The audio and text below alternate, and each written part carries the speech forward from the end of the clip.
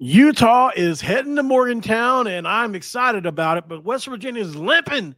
11 players on IR. Do we even have a chance?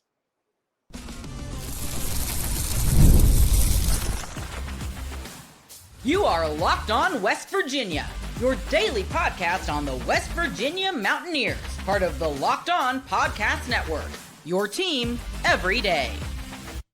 And what is up, guys? Welcome back in. My name is Mountaineer Paul. I am your host. This is Locked On West Virginia, baby. Of course, as always, this episode of Locked On West Virginia going to be brought to you by our friends over at Mazda. Mazda, right? That's right. Like our players, we sweat every detail because when you make every move count, pulling off the unexpected is only the beginning. Stay tuned later for highlights in this week's Moving the Game Forward with Mazda. Move and be moved. Mazda.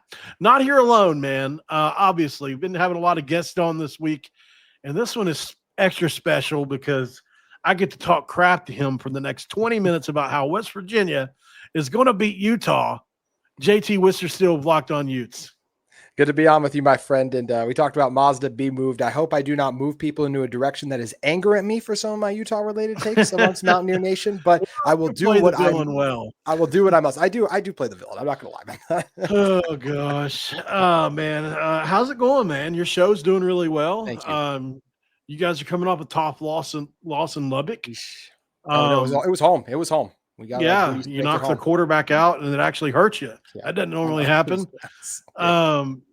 Tell me about where you think the team's mindset is.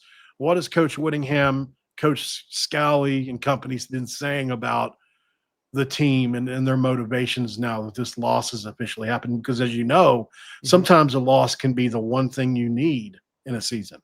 Yeah, I mean, just really quick for an example of that. In 2019, Utah lost their first Pac-12 days, lost their first game of conference play. They lost to USC on the road. They would go on to win every other regular season game that year and make the Pac-12 championship. That is what this current Utah team is going to try and do. Obviously, no pieces left, even in the transfer portal era. And this guy's having unlimited eligibility. It feels like no one left from that 2019 team. Cam Rising has finally moved on.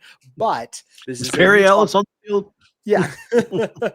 But this is a Utah team that has the same, Morgan Scally, Kyle Whittingham are still the guys. Kyle Whittingham being the head coach, Morgan Scally, head coach and waiting defensive coordinator. Those guys have seen it all, and they are ready to keep this team locked in. I feel very good that Utah is not going to let one loss beat them. They are more than capable of. Utah can absolutely lose this game. West Virginia is, I think, a better team than they showed in the final score against Kansas. That's something we mentioned on my show, Paul. Our teams have in common. Those final scores are a little deceptive, but I will still say I feel like Utah is the better team coming into this one. But you go on the road, anything can happen in college football, especially in a place like Morgantown. So I feel like the atmosphere, I feel like the mindset of the Utah team is in a good spot, but they're going to have to still play really well if they want to go into Morgantown and get a win.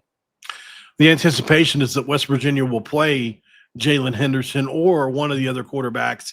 I'm betting on Henderson to be the quarterback. He's certainly earned the chance to be the starter in this game. And Rich Rod, the last time he brought in a quarterback in game 4 of the season at West Virginia, it was Pat White. So hopefully we can have similar impacts because a left-handed quarterback in West Virginia that can run, it would be so smooth. Obviously, that team much better than this team, had much better going for it. Steve Slayton was obviously in the backfield, and they were both redshirt freshmen. Man, what a time that was. I don't think we're going to replicate that, but Utah struggled with the mobile quarterback last week, JT. They did. That was absolutely the case. When they hurt Morton, it was a 10-3 game. In the lone touchdown drive they had, they hit one massive play. And outside of that, they really weren't able to do much on offense. And then they broke the tackles, and they got one other field goal in the first half. Like, that was it. But then Morton got hurt, and Hammond came in, and he was phenomenal. So Utah defense that missed 24 tackles last week. That is so uncharacteristic for them. A lot of those came late when they got worn down because the Utah offense could not do anything. The key, if you're West Virginia going into this game, Paul, is you stop Utah's running game, and you're going to have a chance to win. Now, I don't think it's the best offensive line in college football. I still feel like Utah is the best offensive line in the Big 12. You talk about 2 first-round picks at offensive tackle in this year's upcoming draft, and it's still really good interior offensive line. I just think Tech is a top 10 D-line, and a D-line that's capable of competing with some of the best the SEC and the Big 10 have, and that's why Utah didn't run the ball as well last week. But Utah's got to be able to run the ball, stay on the field more to not prevent that defense to wear down. That has to be an emphasis going into this week's game. So I'm going to throw some names at you, and you tell me whether West Virginia fans, on a scale of 1 to 10, should be worried about these players. You Okay. ready? Mm-hmm. Devon Dampier. I would say Devon Dampier. I'll go an 8 because of what Jalen Daniels, how he beat you guys at times last week. Dampier's capable of similar things, but there's an ankle thing, the will he won't he injury kind of thing going on with him. We deal with that a lot at quarterback, but Dampier dangerous when healthy. Naquai Rogers. Naquai Rogers, I'll go 7 still. I think the other back's actually better. Wayshawn Parker. I like Wayshawn Parker a lot. Utah doesn't like him as much as I do. They need to make him the running back 1, in my opinion. But I'd go Wayshawn Parker. I'll go 7 still. I want to say 8 with him. It's just been, he fumbled last week, and he's just not given the opportunities to be as special as he could be. But might be an 8 if Utah actually utilizes him as much as I think they need to. Merriweather. Probably 3, and maybe even that's optimistic. But he is capable. What if he reaches his potential? If he hits his potential, I think that goes up to like a 7. And you guys have a really good corner, but like he's the guy. He had a big play against UCLA. He's caused multiple pass interferences. Him and Dampier have been close to connecting. I think that connection will get stronger. He's our wide receiver 1, 6'5", 200 pounds. He is capable of making plays downfield, and Utah desperately needs to get this passing attack going. Couple more. Ryan Davis and Dallin Bentley. I think Ryan Davis and Dallin Bentley, I think there's this is where it just gets interesting because how not great the Utah passing game is. Now, with that being said, both those guys at 70 yards receiving. Dallin Bentley's been the biggest surprise on this Utah offense to me. I would go those guys. I'll give them about a 7. I think they're good players. And maybe I'll go lower than that. Actually, that's not fair because that's putting them too close to Dampier probably. I'll go 6 for them. They are capable of getting open. They're capable of making plays. I like Ryan Davis as a slot receiver. He can do a little bit of everything. Dallin Bentley is a really tough tight end that Utah's been able to utilize too. So those are our best 2 pass catching options. So obviously you've got an elite offensive line. You just talked about it. What are some of the names? Spencer Fano, tell everybody just a little bit about your 3 best linemen. Yeah, Spencer Fano, our right tackle, he was one of the highest graded offensive linemen in all of college football last year. Pro Football Focus's number 1 ranked offensive lineman coming into the year. He had a bone-headed play where he's blocking downfield, but outside of that, he's been almost spectacular on the year. Even this, Utah, Dampier got sacked once last week. It was more a coverage sack than anything else. Those guys in pass protection held up really well against Texas Tech's 2 Romello Height and David Bailey. They held up well. That's right tackle Spencer Fano, incredible athlete, road grader in the run game, and having another outstanding season. And so is Caleb Lomu, who also is really good at the left tackle spot. How's that last name pronounced? Caleb Lomu for the left tackle. Lomu. Gotcha. Yeah, Lomu. He's really good. He redshirted 2 years ago, and that versus Fano played as a true freshman, and then he burst on the scene last year and was outstanding. He was really good last week too. I think he's one of the best offensive tackles in college football and has a good shot, honestly, Paul, to be a first-round type pick for this Utah team coming up. And then next best offensive lineman, I think it's close. I'll go Michael Mokafisi. He actually was a starter on this team when they won their most recent Pac-12 title back in 2022. So he's the guy that's been around a very long time, physical, not the greatest in pass protection. The reason Utah lost last week in a lot of ways to me is because Utah's offensive line, the interior, could not generate enough push on the Tech defensive line. Now, Tech has some special NFL guys to me at defensive tackle, which is the part of the reason for that. But this Utah offensive line overall in the year has been really good. And I do expect them to bounce back and be able to run the ball this week, even though they're still going against a tough Mountaineers front. This is an elite defense for Utah. Maybe the best defense you guys have ever had. Jackson Benny is top 5 defensive player in the Big 12. Would you say that? Maybe. I mean, he's playing like it right now. He came out of nowhere, man. He wasn't even someone. What about Nate Ritchie along with him? It's a great tandem. I like Richie. They've been a really good tandem. And you got, and Teo Johnson's back there too. I actually thought Teo was going to be the best one, but he's had massive tackling issues so far this season. But Benny he was a walk-on on Saturday in high school. Yeah, a walk-on and he's had tremendous picks, right? That's the thing that's made Benny just crazy. He's a ball hawk and a ball magnet. I'll still go the best guy on our defense is John Henry Daly, the pass rusher. He's got 6 sacks already on the season. And Lander Barton was also a starter on that Pac-12 title team a couple of years ago. He's been a 4-year starter. He's a beast at linebacker as well. Jonathan Hall as well. Yeah, I love Jonathan Hall. Talk about a heat-seeking missile at linebacker. He's a really fun player. Yeah, I like them all. I did a deep dive on the Utes the last couple of days, and what I found, man, I mean, John, for those of you who aren't familiar with Daly, who probably is better than Benny, but Benny's been more impactful probably overall because of the picks perspective, turnovers. Yeah. John Henry Daly's got 18 tackles, 13 solos, 6 sacks, and 2 forced fumbles on the year. Yeah. You know, these are TJ Watt kind of numbers whenever he was at Wisconsin, very impactful. And this episode of Locked On West Virginia going to be brought to you by our friends over at Mazda. Listen, we love talking about Mazda on the show in all seriousness for more reasons than one, and it's because they've been such a loyal group for the Mountaineers as well. Look, Mazda is made by those that are moving the game forward, and for those of you who believe it's not just about playing the game, it's about redefining it. And those are moments that do more than just put points on the board. They move crowds, culture, and keep the game moving forward. Probably the week's moment that moved the game forward for me is it's really tough to find one last week, to be honest. But if I had to pick one, I would say just the way that the team responded, even though they were down. I'll give it a team award here because I feel like the team played hard the entire game last week, and I think that'll carry over in this week versus Utah. And when you follow what moves you, the unexpected is only the beginning. Just like there's more to every highlight, there's more to a Mazda vehicle. Do it today with Mazda. Move and be moved. So what is, obviously West Virginia, we know who is the impact players for West Virginia here. But for your audience, I would say, obviously, if you're looking at West Virginia on an opposite from the offensive perspective, straight up impact players, it starts and ends with Ty Edwards right now. We love him at running back. We thought he was going to be really good coming into the year. He had a great performance against Pitt. Really elusive for his size, 6'2", 225 pounds, and really strong. He makes up for offensive line deficiencies. That's why he's so important. Jalen Henderson is going to be important. Max Brown could be the quarterback in this game. Heck, it could be any number of guys that they have that could be the quarterback in this game. I'm going to bet on Jalen Henderson being the guy. Scotty Fox may come in the game. But, yeah, there's a bunch of dudes. They rep 5 guys. So it's an insane situation. There is also a small chance Nico Marchiol could still play, honestly. Yeah. I would be shocked, but it could happen. And then the offensive line, really nobody noteworthy right now on the O-line, unfortunately, unless Xavier Bosley gets healthy. He was a freshman All-American for Rich Rod at Jacksonville State. So, before he transferred back to West Virginia, not this year, but the year before last. So we're excited about him, not the year before last, but last year with Neil Brown. So we're excited about him. Hopefully he can come up and help. On the defensive side of the ball, it's going to be interesting before the break. Michael Coach Jr. has been one of the best cover corners in all of college football. He's only been thrown at 3 times and has allowed 1 completion for 2 yards on the year. So it's like they just don't even go his direction. Yeah.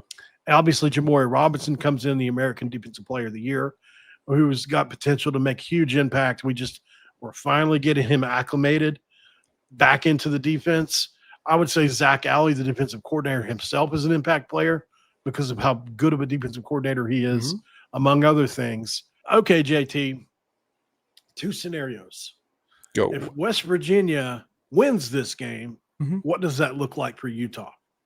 I think Utah struggled to run the ball. I think that was the biggest thing last week is you struggled to run the ball. When Utah played UCLA, they were 16 of 18 on 3rd downs. Why? All of those were 3rd and manageable pretty much. Against Texas Tech, they were abysmal on 3rd down because it was all 3rd and long. And Utah's passing game has not been impressive. Whether it's missed throws from Devon Dampier or players not getting open, there's always been something that's gone wrong there. Now, I do think that's a pass game that is continuing to grow and get better overall. And I still credit more good Texas Tech than anything else. And hopefully Dampier's health will be a little better. Yeah, this week too. But if Texas Tech wins this game, it will be if I still have flashbacks to Tech, how bad that one got. If West Virginia wins this game, they stop the run game. It was 3rd and long, and the same issues that were there at home last week arrived on the road in Morgantown. The Utah defense probably got worn down, and that's the recipe for success if you're West Virginia, Paul.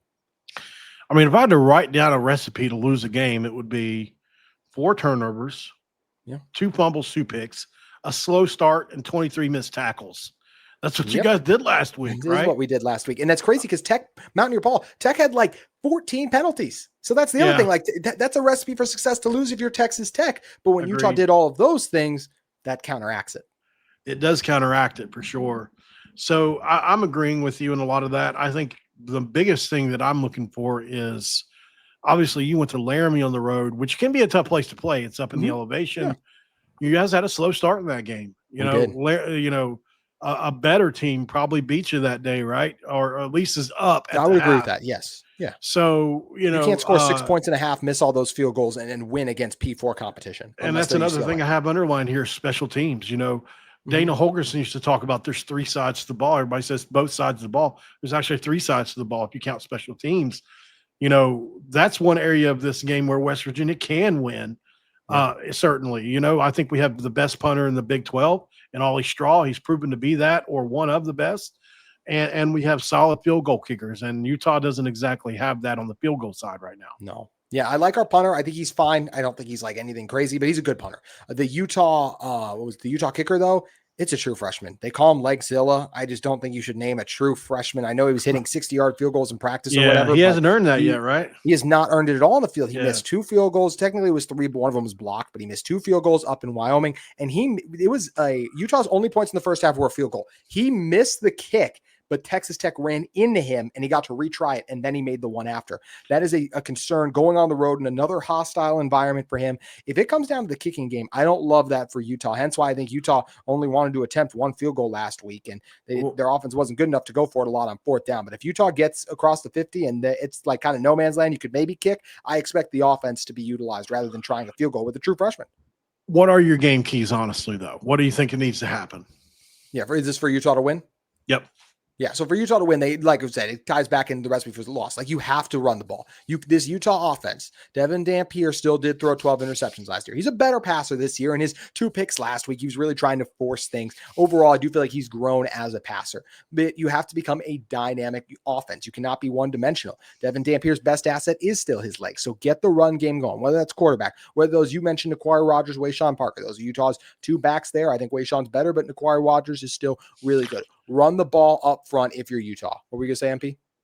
Well, Wayshawn Parker, I mean, that 70-yard bomb that he caught, yeah. I mean, it was a great ball out of the backfield that he caught with 70 yards on the score. The Cal Poly game you're talking about? Yeah. Yeah, he had a receiving touchdown. Yes, he did. So I watched a few games, just highlights here and there, but, just trying to get I like him. He's a good player. I agree. West Virginia went into Kansas, allowed 2.6 yards per rush.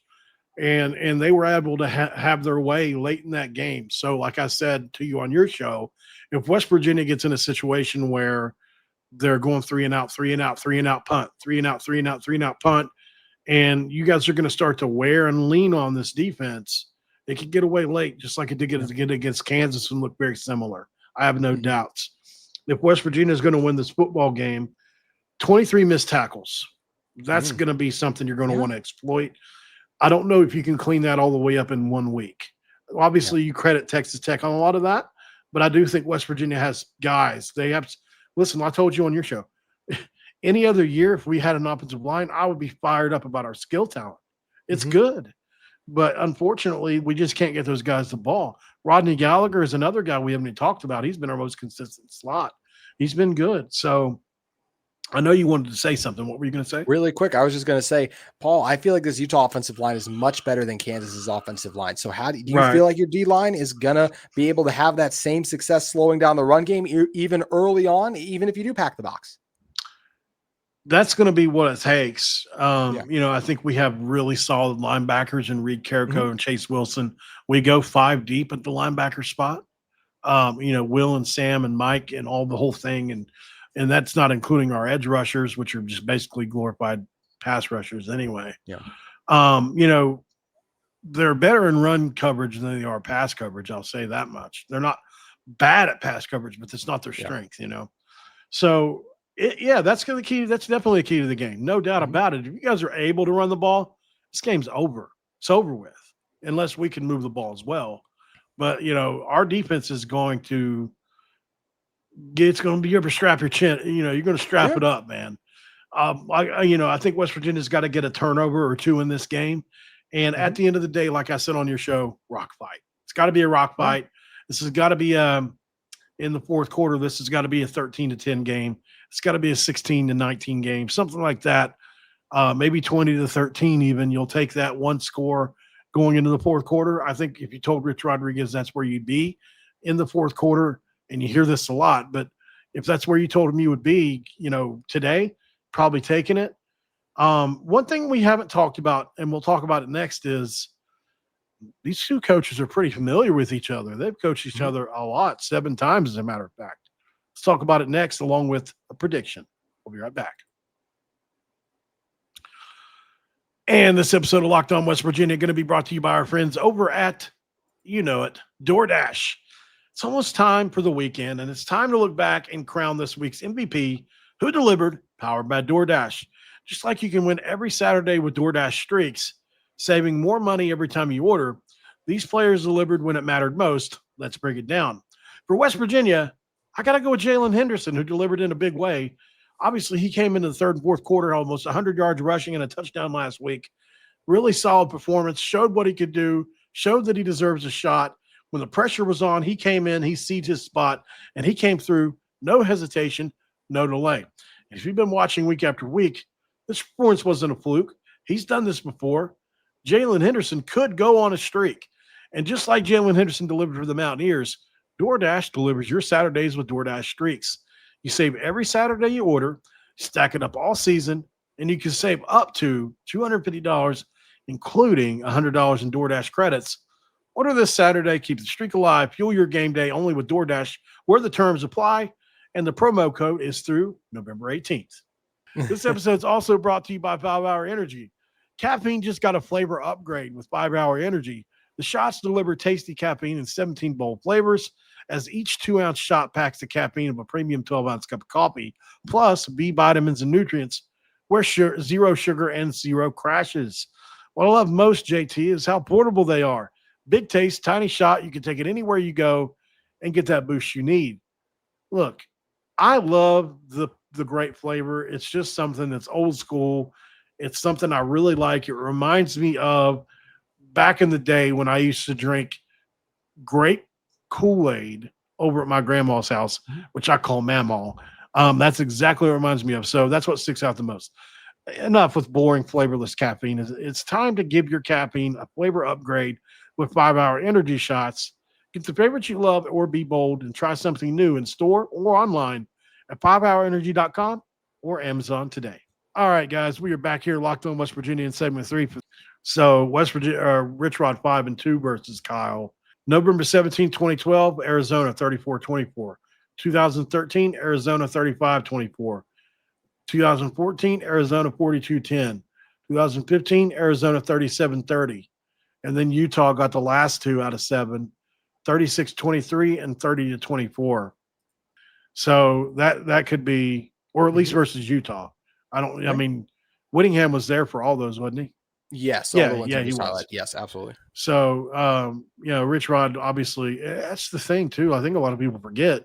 Rich Rod actually had that Arizona program rolling for a little bit. All right, so we already know which way you're leaning here, but go ahead.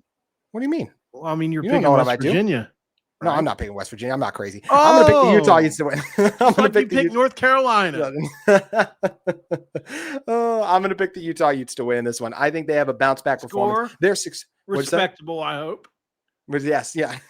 No, score, absolutely respectable. 24, it's 24-10, and I do think that's respectable. The spread is 12.5, so I'm taking Utah to cover just slightly. I do not think Utah blows West Virginia out of the water in their own building. I think Utah's offensive line wins. I think Utah wins the line of scrimmage in this game. They didn't do that last week. I think they will this week. I think their Utah offensive line's better than the West Virginia D-line, and vice versa. On the other side, Dampier makes some plays with his legs, getting healthy, and I'm going to take Utah to win 24-10 as your inexperienced quarterback with this West Virginia roster. I know he's only played a little bit, but he hasn't been the starter. I think your offense struggles, and I think Utah's offense is more successful, even if Utah's not going to go crazy on offense. I'm taking the Utes to get a win.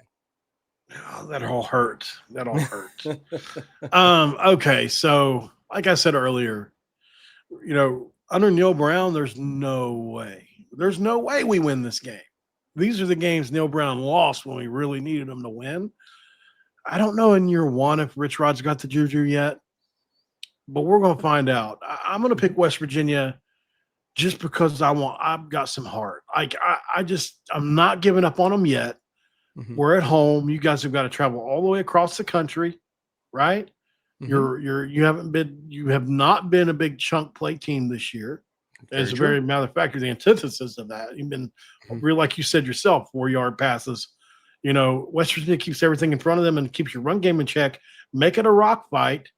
I'm going to say West Virginia walks off 23-20 somehow, and it's going to be a similar atmosphere to the brawl. I think, to beat a team of Utah's caliber would absolutely revitalize this team. And then you got to go on the road next week to BYU in an almost impossible situation. You almost have to have this win.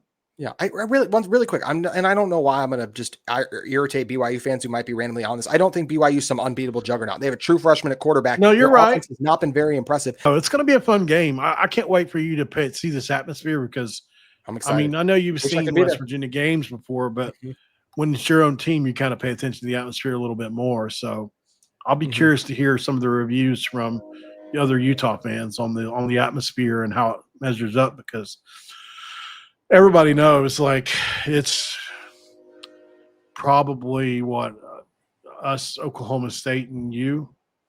I would say so. I think BYU fans would have something to try and get in there. BYU is in that conversation. I'll say this: BYU can get in right now because I don't know the next time we're going to hear Oklahoma State's crowd really roaring until they get that team back. I've heard Lubbock can be tough as well. I believe that, and especially this whenever you get a all team, the Big 12 stadiums can be tough. To be honest, they can be tough. I think even Houston's getting there, right? Cincinnati, even the bounce house, UCF, but yeah, even UCF as well too. That can be tough. I mean, Utah, Cincinnati's is unique because it's so old. It's not big. It's like 35 or 40,000 or whatever. Yeah, it's weird. You can pack it. That's all that matters. But there's the tough road atmospheres. I mean, Utah, that was part of the reason I think Utah struggled in some of those games were the atmospheres last year, even if their quarterback play was bad, being the biggest one, which it will not be on Saturday. So that's why I go with. Did you say if you can pack it, that's all that matters? No, I think that's what she said. Yes, I did say that. That is actually what I said. You're right. I would. Fair, sir. Very fair. Very well played. Okay, so he's got Utah winning. I've got West Virginia winning. Big shock there. Yep, he's wearing the red. I'm wearing the blue. Who would have ever guessed? It's been fun having you on, man. This is what I say. I like to bring people on. Like we were talking off camera. I like to bring people on because my shows don't run like fluid like a normal would because it's live, right? Yeah. It doesn't have to look perfect. We can veer off and talk about some other things. As long as we don't go 50 minutes, who cares?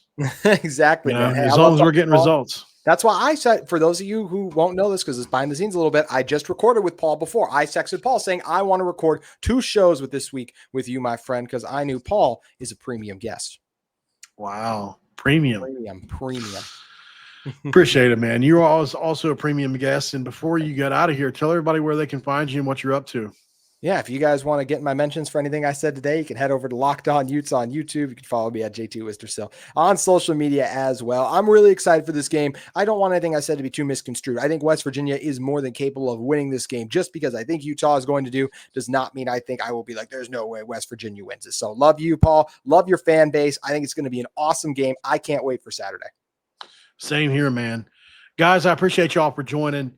We got to get you out of here, though. And listen, before we do, I want to let you know about another big moment for Locked On and college football fans.